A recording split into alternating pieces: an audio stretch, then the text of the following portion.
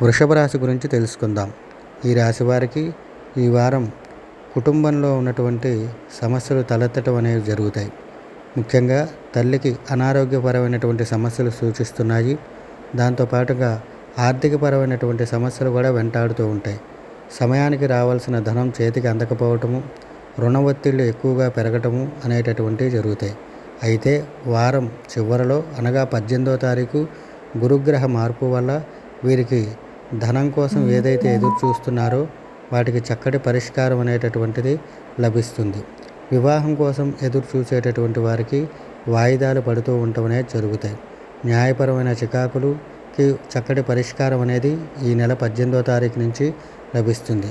అదేవిధంగా విద్యార్థులకు ఉన్నతమైన చదువుల కోసం ఎదురు చూసేటటువంటి వారికి కొన్ని సమస్యలు తలెత్తినప్పటికీ వారం ద్వితీయార్థం నుంచి వాటిని అధిగమించటం అనేటటువంటివి జరుగుతాయి.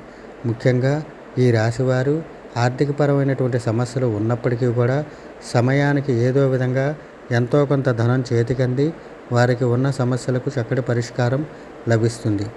అదేవిధంగా ఈ వారం ఈ రాశి వారికి గృహపరమైనటువంటి అనుకూలత, నూతన గృహ ప్రవేశాలు జరిగేటటువంటి అవకాశాలు, స్థిరాస్తి కొనుగోలు చేసేటటువంటి అవకాశాలు సూచిస్తున్నాయి.